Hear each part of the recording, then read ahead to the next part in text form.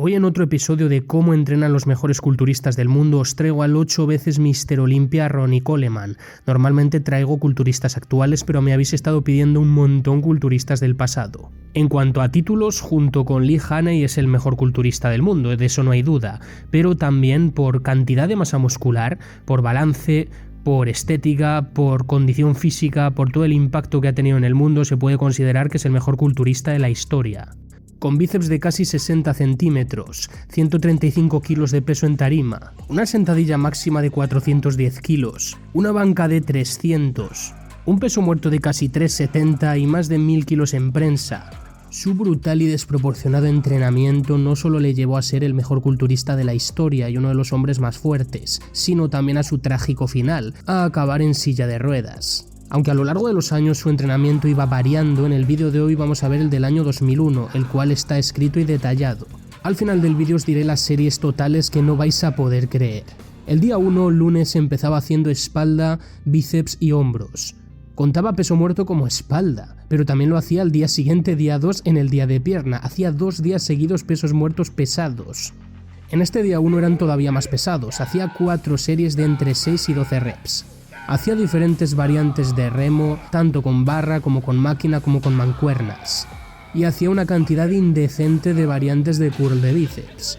Acababa ese día haciendo preses de hombro y ejercicios de hombro con mancuernas. En casi todos los ejercicios hacía entre 4 y 3 series, y se movía aproximadamente entre 10 y 12 reps. Todos los ejercicios eran cerca del fallo y bastante intensos. El día 2 se lo dedicaba a las piernas, donde empezaba haciendo 5 series de sentadilla. Todos os acordaréis del mítico vídeo de Coleman levantando 363 kilos en sentadilla un par de veces y diciendo años más tarde desde su silla de ruedas que se arrepiente de no haber hecho más. De normal hacía series de 6-12 con pesos por encima de los 300, preses de pierna con pesos cercanos a la tonelada, zancadas las cuales medía por metros, series de 12 pesos muertos y 3 series de curl femoral. Ese era su segundo día de pierna.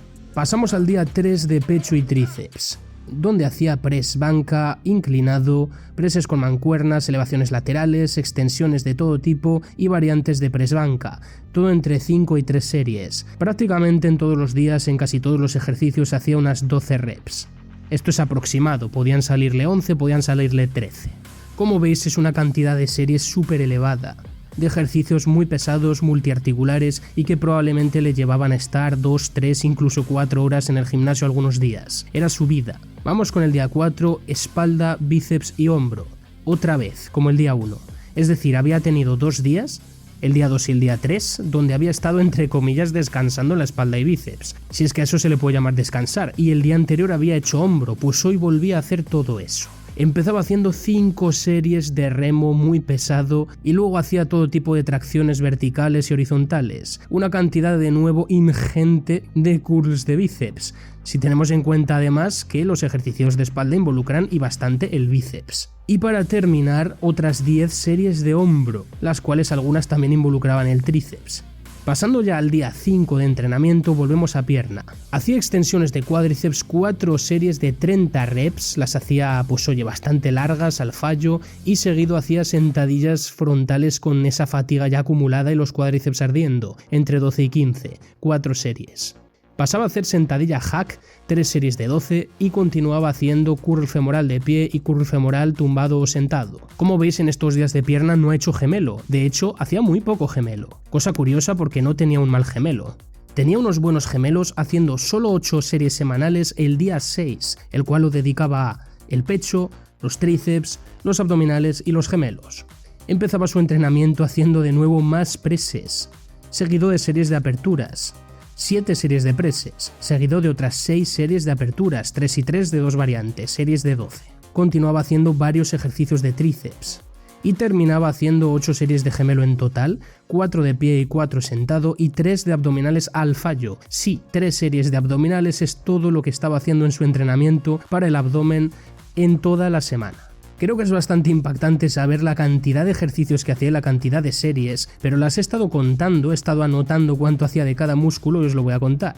Para bíceps, sin contar la espalda, de forma directa en aislamiento hacía unas absurdas 28 series semanales, pero si contamos los ejercicios de espalda como el remo, los pull downs, donde se utiliza el bíceps, en mayor o menor medida, 52 series que estimulan el bíceps a la semana. De igual forma, sin contar los empujes, en tríceps estaba haciendo 14 series efectivas. Si contamos los empujes nos vamos a 41.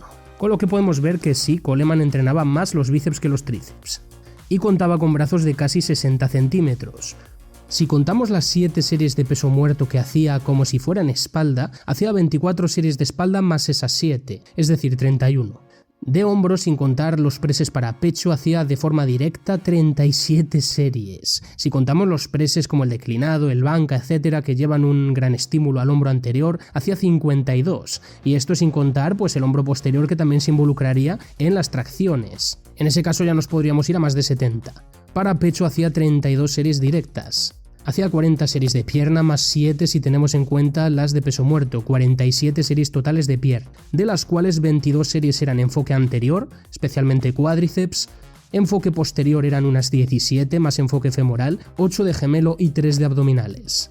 Lo cual, si sumamos todo, da una terrorífica cifra de 185 series, con pesos bastante pesados, cerca del fallo en todos los ejercicios, sin tener en cuenta las series de calentamiento, aproximación y singles o dobles pesadas que tiraba a veces, como esos míticos 300 y pico de sentadilla. Podríamos estar hablando de más de 200-250 series semanales, de las cuales unas 185 eran efectivas. Es un entrenamiento súper básico, no hay ejercicios especiales, todos son ejercicios old school de toda la vida, casi todos los hace a 10-12 reps, que era lo típico en aquel entonces. Hacía muy poco trabajo de gemelo, y eso que los tenía muy buenos, supongo que su genética era privilegiada en ellos, y muy poco trabajo de abdomen. En los demás grupos musculares el trabajo estaba bastante balanceado, siendo algo mayor el del tren superior. Y lo que podemos sacar de aquí es que el volumen de entrenamiento era extremo, muchísimo volumen, pero también con una intensidad muy elevada. A veces se esforzaba demasiado, no con la mejor técnica, con pesos demasiado altos, demasiado al fallo, y no creo que le diese tiempo a descansar si un día hacía peso muerto y al otro también y al otro sentadillas, y estaba 3 días seguidos entrenando hombro.